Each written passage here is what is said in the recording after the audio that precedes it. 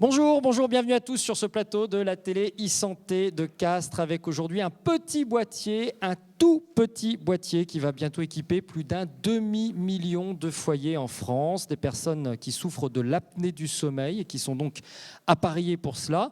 C'est une première, ce petit boîtier, et à plus d'un titre, puisqu'il va permettre d'observer l'usage que font les patients de leur appareillage contre l'apnée du sommeil. Ce sont des machines qui, la plupart du temps, les aident à mieux respirer la nuit.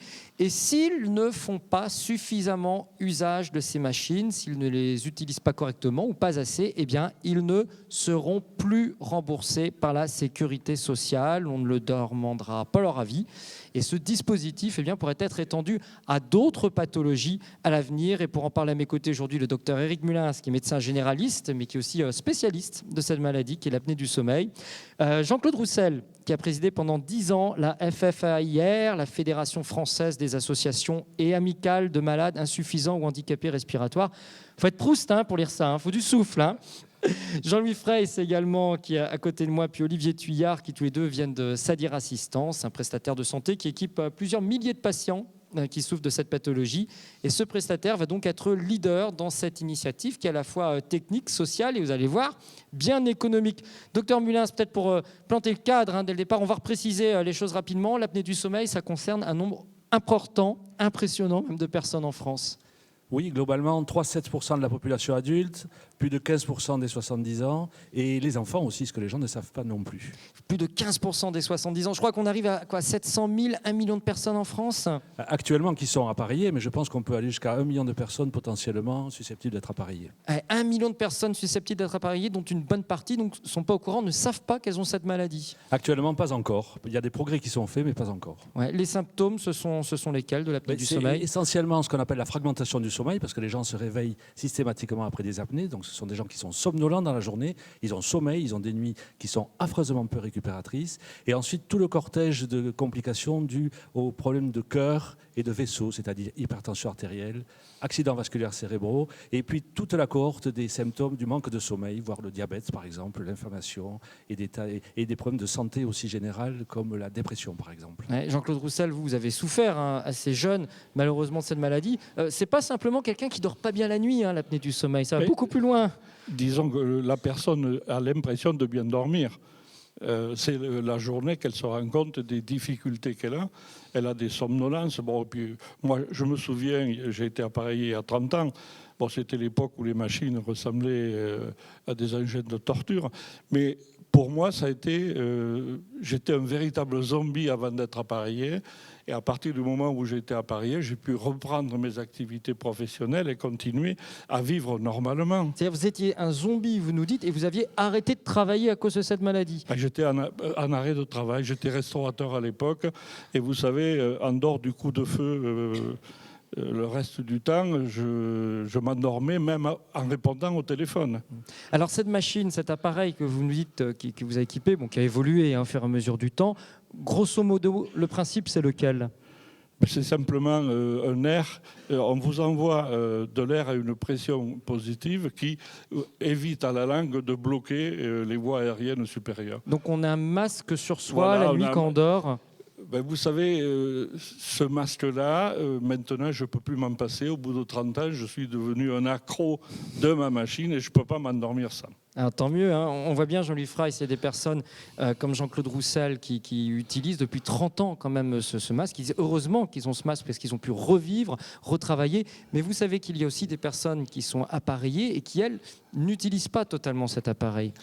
Alors, c'est un traitement qui est en effet contraignant et on sait que dans la population française, en fonction des statistiques, on a à peu près entre 5 et 20% de patients qui n'utilisent pas correctement cet appareil qui est remboursé par la sécurité sociale et qui est malgré tout là pour les traiter et prévenir les symptômes dont parlait le docteur Mulins.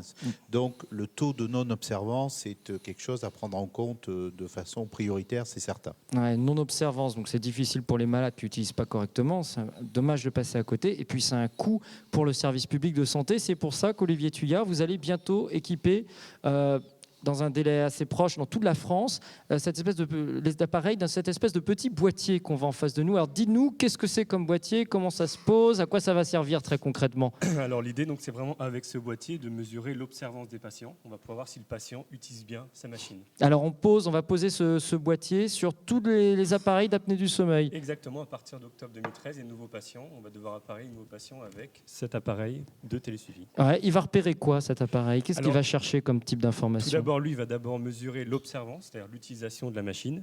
Mais derrière, il va permettre de mesurer d'autres indices, les fuites, les pressions et l'indice d'apnée-hypopnée, qui est l'indice référence pour l'apnée du sommeil. Alors non seulement ce petit appareil il va mesurer l'observance et le fait que la machine tourne réellement, en tout cas tourne dans des bonnes conditions, et à côté il est relié à quoi? C'est quoi? C'est une base téléphonique? Alors, ce module lui permet d'envoyer les données sur une plateforme de télésanté. C'est envoyé comment? C'est envoyé en 3G? C'est envoyé par En Internet? GPRS, vraiment typiquement comme votre carte téléphone. Ça permet d'envoyer les données sur cette plateforme de télésanté. Et ça veut dire qu'à l'arrivée, on a quoi? Des gros serveurs, des grosses bases de données qui reçoivent tout cela? Ces données-là, ces données patients sont ensuite stockées dans ces serveurs de santé et ensuite exploitées par les médecins et par nous prestataires ensuite. Alors Jean-Louis Frey, si les données partent et puis mettons un patient n'utilise pas correctement ou n'utilise pas suffisamment sa machine. D'ailleurs, ça veut dire quoi utiliser suffisamment sa machine en termes concrets? Alors, utiliser sa machine en termes concrets, la loi le prévoit aujourd'hui, c'est au minimum en moyenne 3 heures par nuit et 20 jours par mois, ce qui est une contrainte, les 20 jours par mois qui n'existaient pas.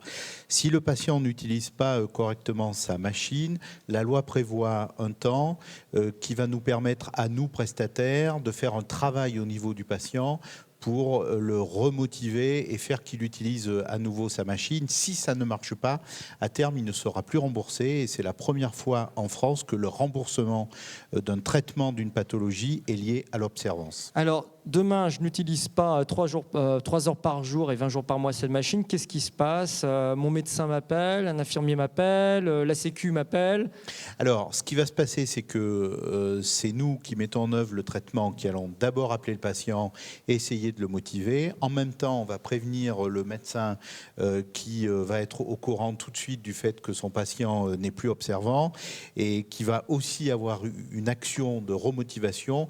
Et à deux, on espère que la solution va être trouvée pour que le patient réutilise sa machine dans son intérêt, quoi qu'il en soit. Ouais, Jean-Claude Roussel, on n'est pas habitué en France à ce qu'il y ait une sanction financière lorsqu'un appareil n'est pas suffisamment utilisé. D'abord, on n'est pas habitué à être observé, regarder jour après jour, voir si on utilise sa machine. Et ensuite, on ne s'attend pas à recevoir une facture de paiement ou voir la machine retirée. Est-ce que ça ne vous choque pas quand même cette méthode en tant que malade et représentant des malades? Écoutez, moi, ça me choque parce que c'est quand même, là, comme vous venez de le dire, c'est la première fois où on flique les malades et on les prend en charge lorsqu'ils sont observants.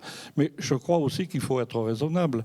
Vous savez, pendant 10 ans, je me suis battu pour que celui qu'on appelait le malade ou le patient soit considéré comme une personne. Et à partir du moment où on est considéré comme une personne, on a des droits, mais on a aussi des devoirs. Le premier devoir, c'est de se soigner lorsqu'on est pris en charge par la collectivité. Le malade a parfaitement le droit de refuser de se soigner. Il le dit, et à ce moment-là, il n'est plus appareillé et il en tire les conséquences. Il prend acte, tout le monde prend acte de son refus. Par contre, s'il accepte de se soigner, il faut qu'il le fasse correctement puisqu'il est en partie pris en charge par la collectivité. Ce qu'on peut préciser, c'est qu'un malade qui va peut-être mal utiliser ou ne pas utiliser sa machine, ce n'est pas forcément un malade qui ne veut pas se soigner. On n'est pas sur un équipement anodin, c'est un équipement qui rentre dans la chambre à coucher, qui rentre toutes les nuits. Et pour un malade, ce n'est pas évident, je veux dire presque culturellement, personnellement, à accepter. C'est vrai que c'est extrêmement difficile. Vous avez raison, cet appareil va trôner sur la table de nuit, au plus profond de l'intimité du couple, sur la table de nuit. Mais je pense que cette surveillance, parce que moi je préférerais transmission que surveillance, va permettre quand même, comme le disait Jean-Louis Fraisse, aux prestataires et aux médecins d'intervenir en temps réel. Autrefois, c'était lors des visites qui se faisaient au bout d'un certain temps. Là, ça va permettre immédiatement de pouvoir prendre le malade en charge et le rendre observant. À ce moment-là, je crois que pour les malades, c'est un gain. Mais moi, ce qui me gêne, c'est que pour arriver à mettre tout le monde d'accord, c'est-à-dire qu'on se sert des malades pour essayer de rendre peut-être le corps médical et les prestataires beaucoup plus présents sur le terrain. Eric, c'est pas du tout, je pense à certains médecins et je pense aussi à certains prestataires. Docteur Mulin, est-ce qu'il faut aller justement jusqu'à la sanction financière finalement de tous les côtés pour donner un coup d'avancement aux choses? Écoutez, sincèrement, je vois mes patients, j'ai jamais eu de problème d'observance parce que je les connais, je connais le prestataire et on est très en relation, si vous voulez. C'est vrai que cet appareil va mettre encore plus en relation parce qu'on saura pratiquement en temps réel, et ça, je crois que c'est important, qu'une personne ne peut pas supporter cet appareil. Parce que après, des gens qui ont l'appareil mais qui ne l'observent pas parce qu'ils n'en ont pas ni besoin ni envie, ces personnes, il n'y a pas de raison qu'ils soient dans le circuit. Donc déjà, cet appareil pourra peut-être servir à ça, mais je crois que c'est pas le fond du problème. Le fond du problème, c'est qu'on s'occupe bien de nos patients et on le saura en temps réel. Et ça, je trouve ça très intéressant. Parce que les prestataires y passent, mais une fois par an, c'est pas évident. Donc il vaut mieux être au courant d'emblée et de suite. Olivier Thuillard, on va vers quel déploiement de cet appareil, où et à quelle vitesse? Alors, donc, comme je vous disais, on commence à partir de octobre 2013, les nouveaux patients. Et ensuite, sur la France, ça représente donc environ 600 000 patients à appareiller pour l'ensemble des prestataires en France. 600 000 patients à appareiller dans les prochains mois. À signaler que le système technique que vous avez mis en place est compatible par définition avec tous les appareillages du marché. Avec tous les modèles de PPC, pour nous, c'est important d'avoir une solution ouverte, adaptable sur toutes les PPC. Jean-Louis Fraisse, un système qui va se déployer très rapidement sur toute la France. Est-ce qu'à votre avis, c'est un changement d'état d'esprit de la sécurité sociale? Est-ce que l'on va vers une adaptation un petit peu de ce modèle sur d'autres pathologies? Alors oui, c'est un avancement puisque, comme je vous le disais tout à l'heure, on va lier le remboursement d'une pathologie à l'observance. Que ce sera étendu à d'autres pathologies, j'en suis convaincu. Mais essayons de rester quand même sur une note très positive, c'est que aujourd'hui, la télésanté en France s'installe très doucement et ça va être quand même 12 euphémismes. 12 euphémismes et ça va être la première fois malgré tout que sous l'impulsion des pouvoirs publics, même si c'est les prestataires qui vont devoir le prendre à leur charge, on va équiper 600 000 patients avec un système de télésanté. Et ça, je pense que pour la télésanté et le télésuivi, c'est une avancée extraordinaire. Docteur Mulin, pour clore cette émission dans l'optimisme, vous aussi, vous voulez voir cette expérience de meilleur optimisme parce que déjà, elle aura un effet, c'est qu'elle va mettre un petit peu la lumière, le flash, comme cette émission, sur l'apnée du sommeil qui n'est pas suffisamment connue et sur laquelle il faut continuer à communiquer. Oui, effectivement, c'est un petit peu le problème. La médecine du sommeil, c'est un monde par lui-même. Les apnées du sommeil, c'est une grande partie de ce monde. Ça n'est pas enseigné. Ou c'est malheureusement, le sommeil n'est pas pris en considération tellement en fac de médecine, si vous voulez. Et tout par-delà. Donc après, si les médecins sont peu formés, c'est compliqué après. Donc tout un effort de formation à faire. Merci en tout cas à tous les quatre de ces explications donc sur ce boîtier dont on va suivre le développement à partir de la fin d'année, à partir d'octobre, de l'automne qui arrive. C'est la fin de ce rendez-vous de cette émission de la télésanté. Je vous donne un rendez-vous bientôt pour un autre programme sur cette web TV de la télésanté de Castres-Mazamet.